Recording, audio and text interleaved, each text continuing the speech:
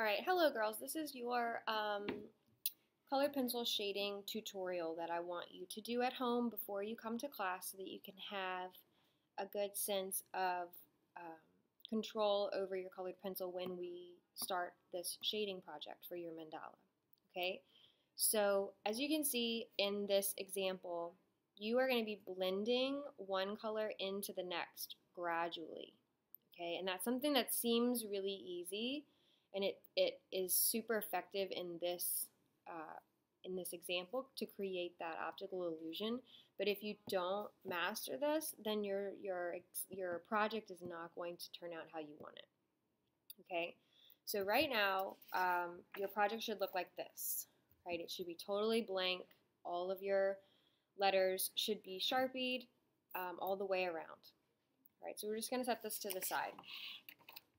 So I want you to take out your sketchbook, okay, and I want you to find the three primary, right, so red, yellow, and blue, and the three secondary colors, because these are what we're going to use for practice. All right, so in your sketchbook, I want you to just kind of give yourself 6 rows across, okay, for the 6 different colors, and we're going to shade these in your sketchbook. All right, so we're going to start with red. So at the top, you want your value chart, which is what we're making, to show a gradual change from dark to light.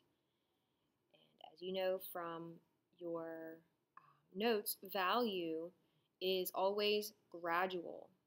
Okay, so if this project did not blend gradually, then it would not be showing value. It would just have one color right up next to the other, and it would look more like stripes instead of fading. Okay, so we're going to start, and we're going to go a nice soft layer of color. You guys can see this very well. Okay, and we're just going to go very, very softly and smoothly. Okay, so for this homework, you need to practice not getting any lines. Okay, you want it to just look like a soft, smooth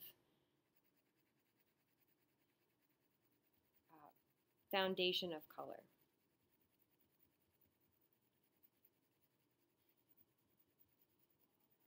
And you're going to go all the way across. And you can't see any lines. It shouldn't look like one part is darker than the other, and you can go back in and kind of fill in if you do have any gaps in your color. And notice how I'm holding my pencil kind of parallel to the paper instead of like this, because if you hold it like this, you're going to get streaks, you're going to get lines. All right, so if you hold it kind of way back on the pencil and move your wrist instead of just moving your hand like this, you'll get nice even coverage.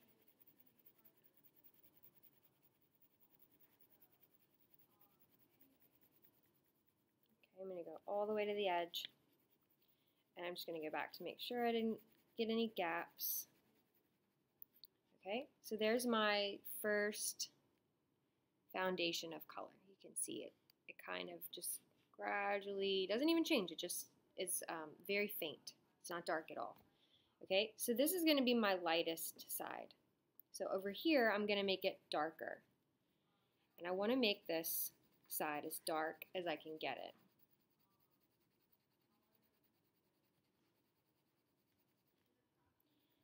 So we're going to go from dark to light.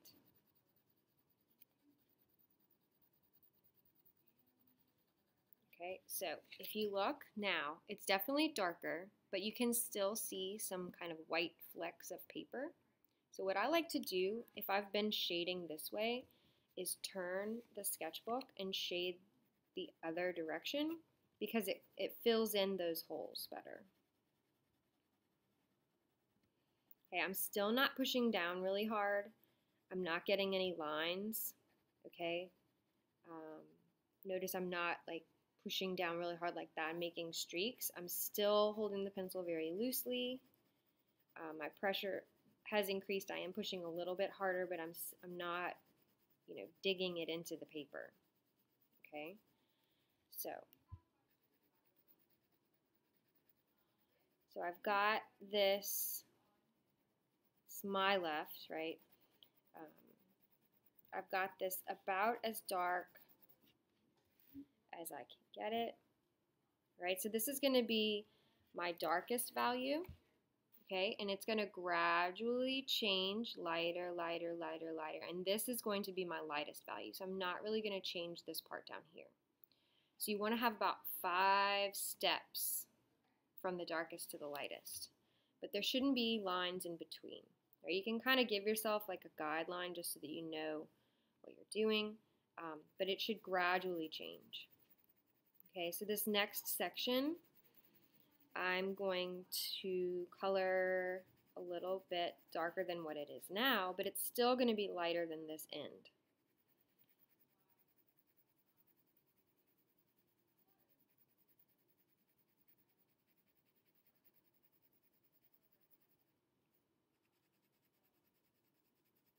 And I like to go back and forth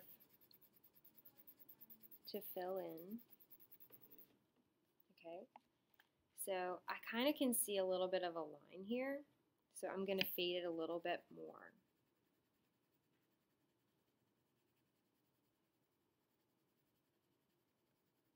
Still moving my whole wrist. You see, I'm not just moving my fingers, I'm moving my whole wrist.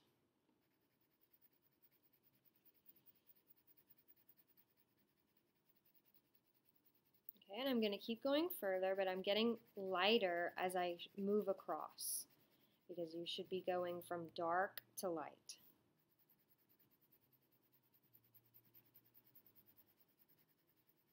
Okay, but remember, I'm not going to shade any more on this lightest side. This is already the value that it needs to be.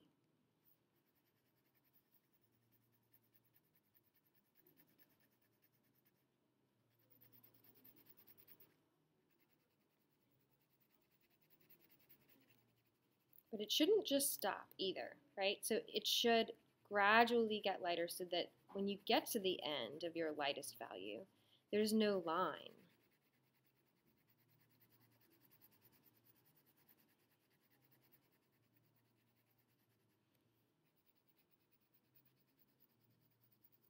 So you always want to adjust. So I feel like this is too much of the same. So I need to make this darker, getting darker a little bit slower, or getting lighter a little bit slower. It's a little too fast. Okay. So I'm going to go back and bring this darkness out a little bit more into here. Not too far.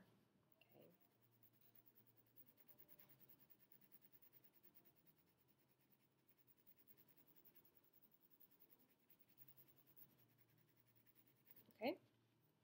So now I've got my first value chart done. So it's gone from dark, getting lighter, getting lighter, getting lighter to light. Right? There's still red here. It's just the lightest value.